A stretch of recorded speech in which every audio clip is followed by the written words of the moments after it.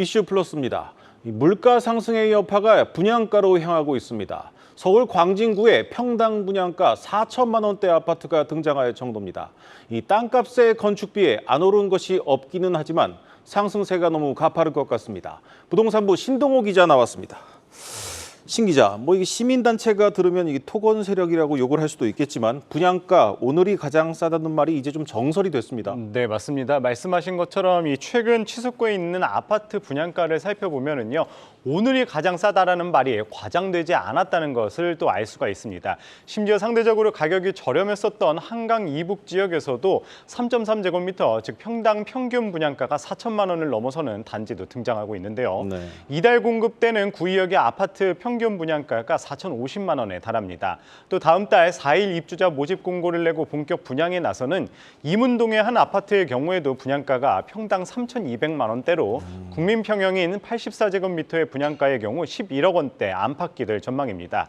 지난 4월에 인근의 휘경동 아파트가 평당 분양가가 2,930만 원인 것과 비교를 해보면은 이 평당 200만 원 이상이나 더 비싸진 것을 알 수가 있죠. 이 분양가 상승으로 서울은 이제 국민 평형으로 불리우는 전용 84제곱미터 기준 10억 원 미만의 아파트를 찾기가 어려울 정도다. 이런 말이 나오는 정도입니다. 실제로 서울 아파트의 평당 분양가를 살펴봤었을 때 지난달 기준 3,192만 원으로 지난해 6월 2,821만 원과 비교했을 때 무려 13% 정도 오르면서 가장 높은 분양가 상승률을 또 기록하기도 했습니다.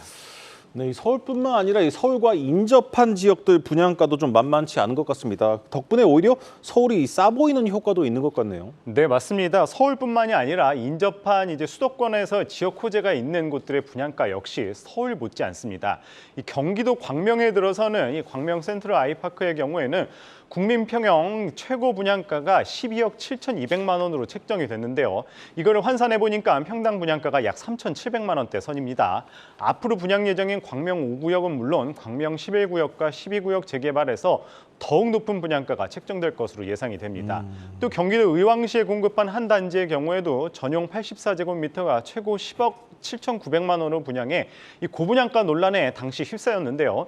지난달 정당 계약 시작 9일 만에 또 완판되는 또 뉴스가 나왔습니다. 네. 또 최근이었죠. 경기 용인에서도 84제곱미터 기준 최고 분양가가 12억 원에 달하는 단지가 나오면서 어떻게 또 용인에서 이렇게 또 10억 넘는 아파트가 나오냐, 고분양가 논란이 있었지만 또 실제로 까보니까 청약 통장에 몰린 것을 확인할 수가 있었습니다.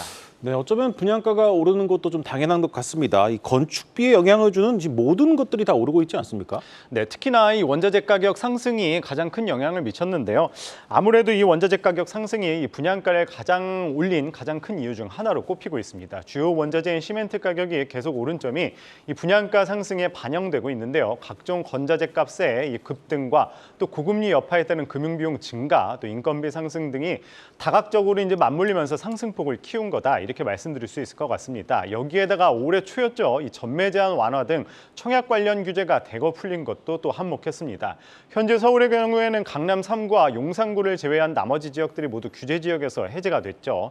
서울에서 분양하는 아파트 단지도 전매 제한 기간이 1년으로 크게 줄었습니다. 또 가점제만으로 공급했던 전용 85제곱미터 이하 물량에서도 가점제 40%, 추첨제 60%로 입주자를 모집을 하면서 청약 기회가 기존보다 넓어졌습니다.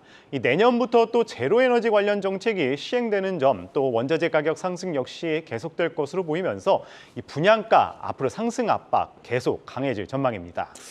네, 이 상황이 이렇다 보니까 오히려 아직까지 분양가 상한제가 적용되고 있는 강남 3구와 용산구 분양가가 괜찮다는 의견이 나오고 있습니다. 이 분양가 상한제가 적용되는 용산구와 적용되지 않는 광진구 분양가가 비슷하다는 건데 이 땅값을 생각하면 사실 좀 납득이 안 되네요. 네, 맞습니다. 앞에서 처음 말씀드렸을 때 구이동에 있는 아파트가 평당 4천만 원이 넘는다고 말씀드리지 않았습니까? 네. 그런데 어제 청약이 진행된 용산구의 새 아파트의 평당 분양가가 4,500만 원이었습니다. 분양가 상한제가 적용을 받아서 주변 시세와 비교를 해서 앞으로 시세 차익만 5억 원을 낼 것으로 보이는데요.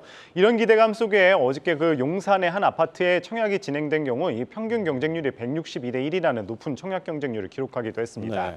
이 분양가 상한제 적용을 받는 송파구 문정동의 새 아파트도 강북의 인기 단지와 분양가 수준이 비슷했는데요. 이곳은 평당 약 한 3,580만 원 수준에서 분양가가 확정이 됐는데요. 송파 인근 구축 단지의 매매가가 평당 4천만 원 안팎인 걸 감안하면은 이 역시도 또 저렴한 수준입니다. 네. 이 최근 분양한 서대문구 가재울 아파트 분양가가 평당 3,580만 원으로 책정된 점을 감안을 하면은 이제는 오히려 뭐 송파나 용산 등이 오히려 강남이 또 싸다는 이야기까지가 나오고 있는 상황입니다.